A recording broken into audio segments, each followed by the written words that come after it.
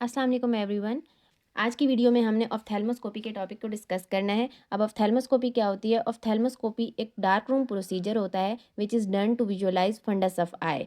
Funds of eye को visualise करने के लिए हम ये प्रोसीजर परफॉर्म कर रहे होते हैं। अब फंडस क्या होता है कि जो सारे स्ट्रक्चर्स लिखे हुए हैं, रेटिना है, मैक्यूला है, फोविया है, ऑप्टिक डिस्क है और ब्लड वेजल्स है, ये सब स्ट्रक्चर्स को हम कलेक्टिवली फंडस कह रहे होते हैं। ठीक है, तो जब भी हम फंडस को एग्जामिन करेंगे तो हमने ये सारे स्ट्रक्चर्स इस ऑफ्थेल्मोस्कोपी की टेक्निक के थ्रू एग्जामिन करना है। ठीक है, अब ऑफ्थेल्मोस्कोपी की आगे फर्दर 3 टाइप्स हो जाती हैं। ठीक है, 3 टाइप्स में हम इनको डिवाइड कर देते हैं। एक होती है डिस्टेंट डायरेक्ट ऑफ्थेल्मोस्कोपी, दूसरी है direct ophthalmoscopy and third one is indirect ऑफ्थेल्मोस्कोपी।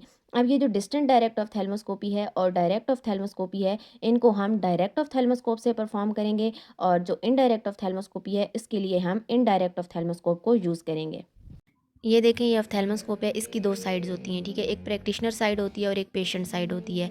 ये इसका ऑन ऑफ बटन है। ठीक है, जब हम इसको रोटेट करते हैं तो हम इसकी ब्राइटनेस को कंट्रोल कर सकते हैं। ठीक है, ये प्रैक्टिशनर की साइड है। ठीक है, यहाँ पे प्रो रेस्ट है। प्रो रेस्ट के नीचे देखें ये व्यूइंग विंडो है और नीचे आए तो हमें जो है वो लेंस व्हील नज़र आता है। ठीक है, लेंस व्हील को रोटेट करके एग्जामिनर अपना रिफ्रैक्टिव एरर सेट कर सकता है। ठीक है, अगर एग्जामिनर हाइपर ओपिक है तो वो ग्रीन साइड की तरफ रोटेट करके अपना रिफ्रैक्टिव एरर सेट कर सकता है।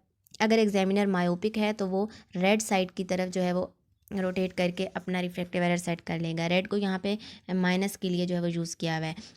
अब हम पेशेंट साइड देख लेते हैं। सबसे ऊपर व्यूइंग विंडो बनी हुई है। ठीक है, नीचे आते हैं तो हमारे पास ये फ़िल्टर सिलेक्शन स्विच है। इसमें 2 तरह के फ़िल्टर्स हैं। एक तो येलो कलर फ़िल्टर है जो हम नॉर्मल यूज़ कर रहे होते हैं हर पेशेंट में। ठीक है, और दूसरा जब हम इसको स्विच करते हैं तो हमारे पास रेड फ्री फ़िल्टर आ जाता है, जिससे रेटिनल कंट्रास्ट इंक्रीज़ हो जाता है और हम रेटिनल ब्लीडिंग की केस में वेस्कुलर चेंजेस को ईजिली और डीपली असेस कर सकते हैं। उसके बाद हमारे पास ऊपर आता है जी अपर्चर व्हील। अपर्चर व्हील में क्या है, जब हम इसको रोटेट करते हैं तो हमारे पास डिफरेंट अपर्चर्स शो हो जाते हैं। सबसे पहले स्लिट अपर्चर है, जिससे हम कॉर्निया, लेंस और रेटिना की कंटोर ऑबनॉर्मेलिटीज़ को असेस कर सकते हैं और उनकी एलिवेशंस को इजीली हाईलाइट किया जा सकता है। नेक्स्ट है जी फिक्सेशन क्रॉस। इसको हम एक्सेंट्रिक फिक्सेशन की केस में यूज़ कर रहे होते हैं। इस ब्लू लाइट फिल्टर को हम तब यूज़ करते हैं जब हमने कॉर्नियल एब्रेजन्स या कॉर्नियल अल्सर को फ्लोरेसेंस स्टेनिंग के थ्रू असेस करना होता है। अब ऑप्थेल्मोस्कोप के अंदर पेशेंट की प्यूपिल साइज़ के अकॉर्डिंग डिफरेंट लाइट अपर्चर्स दिए होते हैं।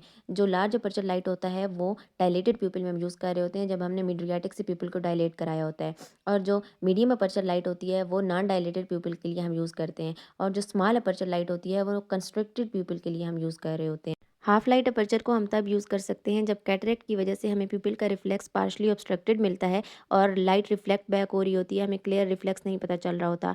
तो हम जो एरिया बचा हुआ होता है जहाँ पे कैटरेक्ट नहीं होता, उस एरिया को हाफ लाइट के थ्रू असेस कर सकते हैं। तो गाइज यहाँ पे कंप्लीट होता है हमारा ऑफ्थेल्मोस्कोप का हेड पार्ट। अब ये जो नीचे आपको सिल्वर कलर का हैंडल नजर आ रहा है, ये बैटरी है ऑफ्थेल्मोस्कोप की, या इसको हम हैंडल कह सकते हैं। आज की वीडियो के लिए हमने ऑफ्थेल्मोस्कोप के पार्ट्स को ही कवर करना था। नेक्स्ट वीडियो में हम डिस्टेंट डायरेक्ट ऑफ्थेल्मोस्कोपी और डायरेक्ट ऑफ्थेल्मोस्कोपी को कवर करेंगे, उनके एग्जामिनिंग प्रोसीजर को भी कंप्लीट डिटेल में देखेंगे। आज की वीडियो से रिलेटेड अगर आपका कोई क्वेश्चन हो तो आप कमेंट सेक्शन में पूछ सकते हैं। Thank you for watching.